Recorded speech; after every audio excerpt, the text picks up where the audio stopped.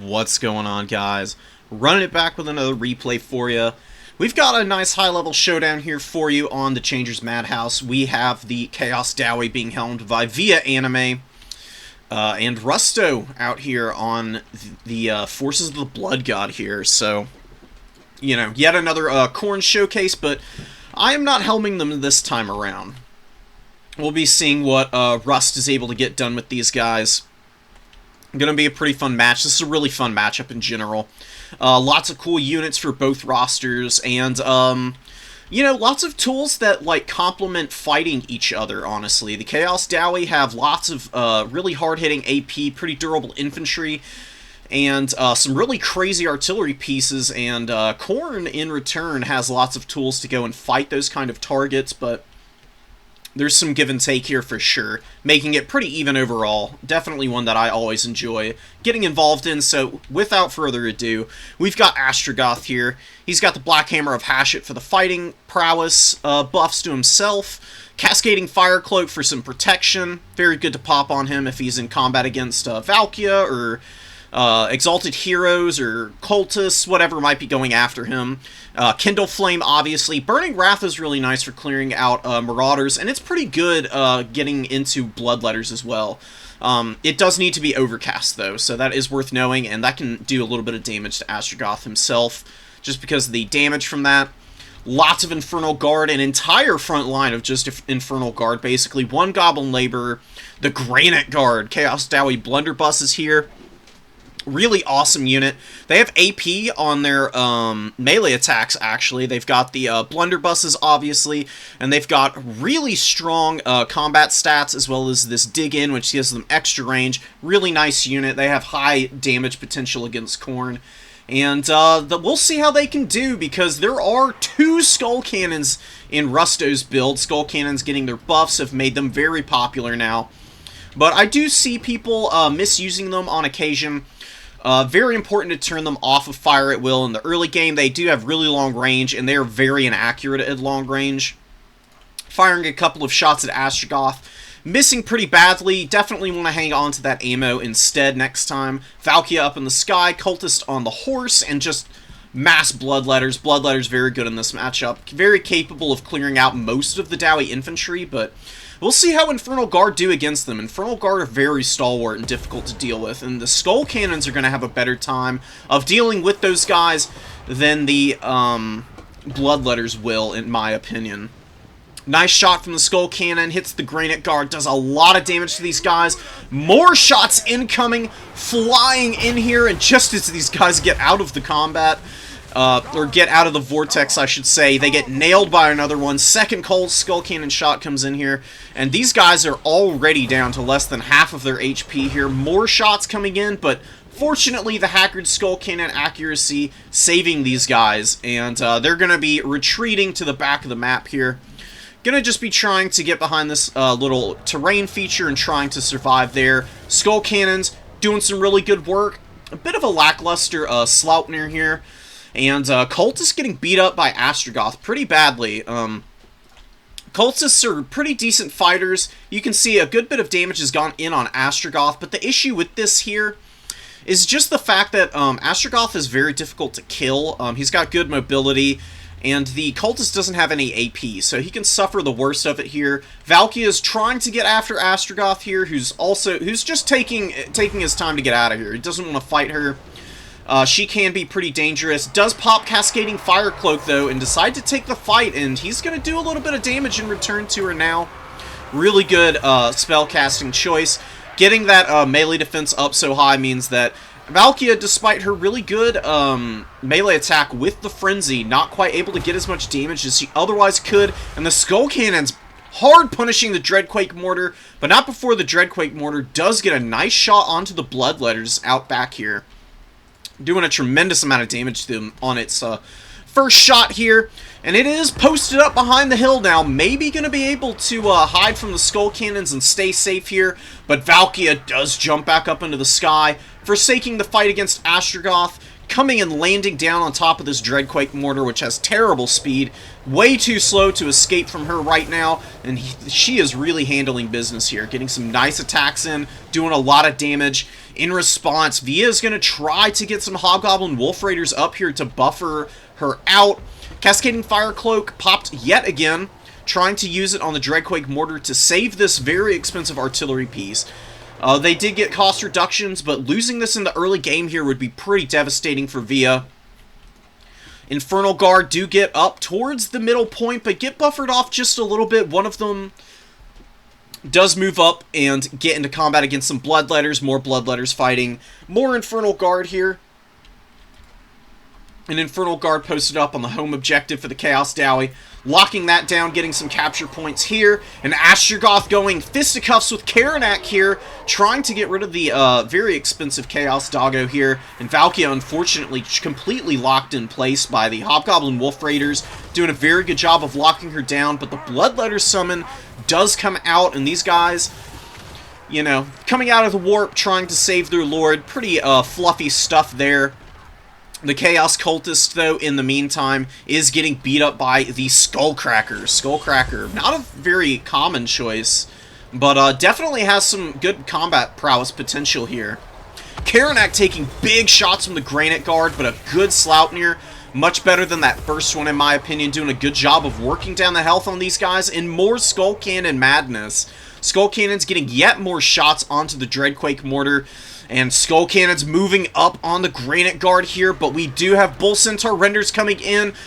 A little bit of damage on the Skull Cannons as the Granite Guard open fire, and Astragoth with 1,000 HP left. He's been doing so much heavy lifting in this early game here, taking a lot of damage, but he does take Khornate down. Khornate falling in combat, very devastating for Khorne. That's a very expensive lord, and he really did not get much done here.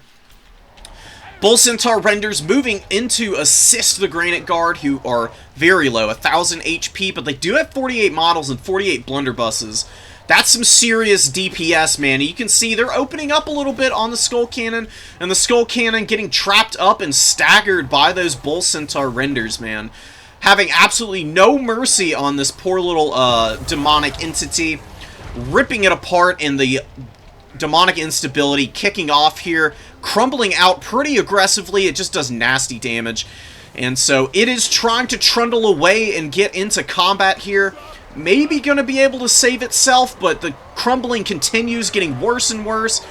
The leadership does stabilize at 0, but that's not enough to stop the demonic instability. And unfortunately for Rusto, popping Relentless Rage here is actually not going to do much of anything.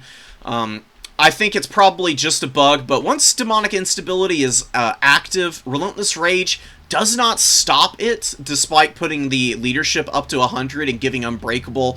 All it does is stop the entity from dying.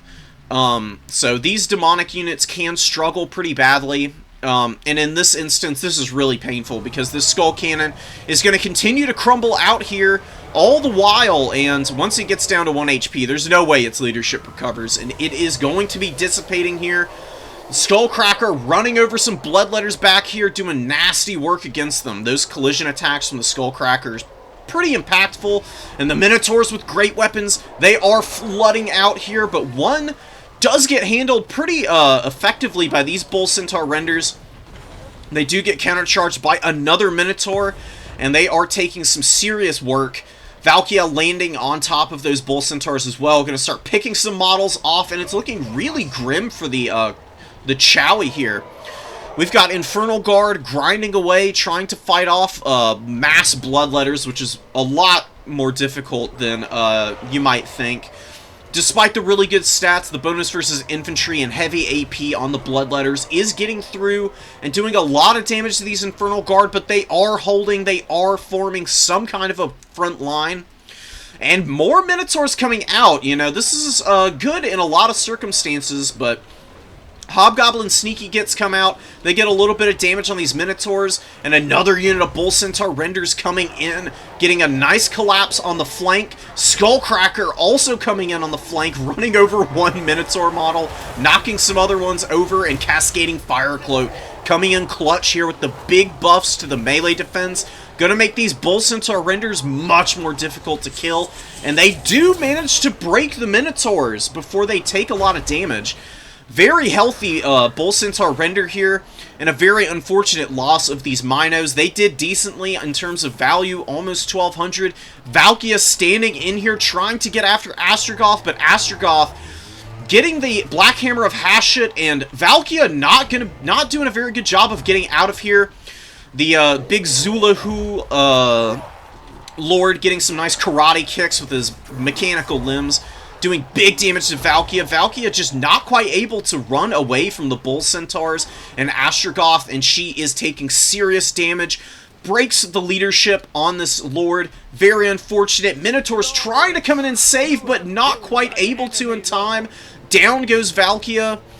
Big leadership loss here. You can see getting the charging effect is giving these Minotaurs enough leadership to make up for the Lord recently died effect, but does wear off a little bit. Wolf Raiders moving up onto the number 3, taking over that objective, and Khorne is looking really gassed out here. 5 units out on the field, and you might be wondering where it all went. This happens pretty often on Khorne sometimes. You think you're in a good position early game, but your opponent does just enough to keep Lords alive, and if you lose your Lord as Khorne, it gets pretty punishing pretty quick. Minotaurs getting collapsed on from all angles here. Bull Centaur Renders getting some nice buffering from the Hobgoblins, and they are getting ripped apart here, taking some pretty significant damage. The last of these Bloodletters are dissipating out. A few more Bloodletters collapsing in here. Good value on these guys. 932 gold value. But the leadership problems coming in and punishing Khorne really hard. Minotaurs falling, breaking, routing. Bloodletters probably not far behind them. They only have 27 leadership here. Any additional damage here is probably going to be more than enough to deal with these guys. And Skull Cannon doing its best in here, doing a lot of damage. It's got pretty good value, but is it going to be enough? Is it going to be able to hold? Not so likely. One last shot against the Goblin Laborers before it's going to be dissipating out here. Astrogoth hiding on the edge of the map with his 10 leadership remaining. And we've got the Skullcracker, 1,300 value on this thing. More Bull Centaur Renders, and the mobility for the Chowie Tsar probably going to be enough to be able to get through the remaining Khornate units. Valkia does come back out, but it's Valkia, an Exalted Bloodletter, a very tattered Minotaur, really good intercept by Via Anime here, getting on top of the Minotaurs.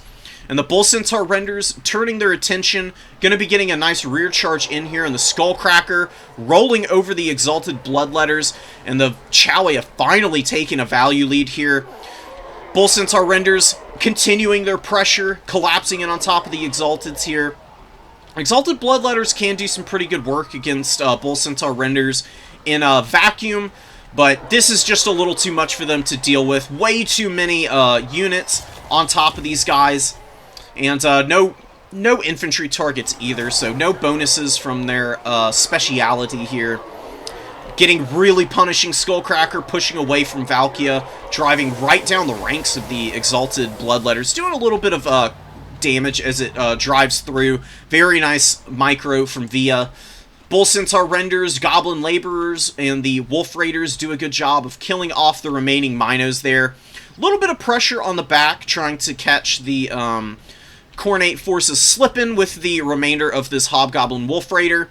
Not going to be able to get that done before the Bloodletters move up, so Via just leaves the objective. Going to be posting up on the middle and getting after these Exalted Bloodletters here, who are still holding, doing a really good job of holding in, but just not able to get enough value to make a difference here. And the Cowardly Despoiler's ability, big collapse onto these Exalted Bloodletters, and really cost-effective tool here in the Wolf Raiders at removing these demonic units. If you can get good side charges and flanks, the Cowardly Despoilers is more than enough of a buff to those guys to get some good damage in on these very expensive demonic units. Valkia very trapped up by the Wolf Raiders, and big mobility blob moving up for the Chowie Tsar, and I'm going to fast forward through the rest of this one. Bull Centaur Renders moving into the backfield to get after the Skull Cannon. There is a significant ticket lead But I think that it's just a little too late for Khorne. Not enough units out on the field. Bull Centaur renders, trapping up Valkia, doing some good damage. Skull Cannon doing its best to try and get something done here. But, not quite able to make it happen. The Bloodletters do move off of the #1 objective here. Bull Centaur renders ripping apart the Skull Cannons. Some Fleshhounds will do good damage to the Bull Centaurs here. They do have the dampen effect. They've got a big buff from the Horn of Khorne here. The Bull Centaur renders just turn right around, barely managing to hold their leadership with Astrogoth here.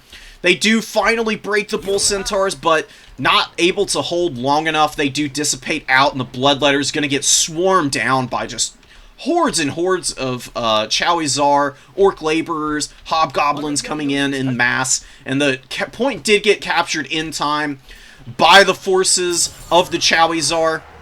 A big break for Khorne here, though. Fortunately for them, Astrogoth does flee off the edge of the battlefield. Valkia here with the Bloodletters maybe going to be able to make something happen.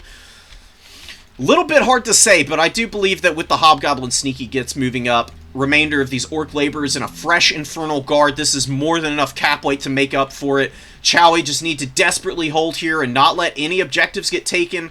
Hounds of the Blood Hunt moving up, Infernal Guard rerouting, definitely going to be able to hold on to that one there, and the Bloodletters slowly being ground down here by the anti-infantry bonus of the Hobgoblin Sneaky Gits, a very tricky unit in this matchup, actually, for Khorne. Those precursor missiles can be pretty punishing. More Infernal Guard move up, and they do outlast the Khornate forces on this home objective. Really well played by Via, just staying scrappy and not letting the value deficit in the early game discourage him. Continuing to grind out value against the expensive targets, and lasting through a lot of the DPS that Khorne was bringing to the table in that early game. Killing the Skull Cannons was very big. Very efficient job done with the Bull Centaur renders, who all got some pretty decent value. One of them letting down a little bit by not getting its full value, but the other two making up for that, and the Skullcracker was absolutely clutch. 2,200 on that thing. Skullcracker's definitely going to get a little bit of respect this patch, I believe. Dowie, the Chaos Dowie in general, seeming a little bit stronger after the cost reductions to the Dreadquake Mortars. Lamasu got some HP and spell resistance, so some pretty good changes, and they've never really been bad, honestly. And like I said, this is definitely a matchup where they can play pretty evenly into their opponent. So, that's going to be it for this one, guys. I hope y'all enjoyed, and I'll see you guys next time. GG's. Peace.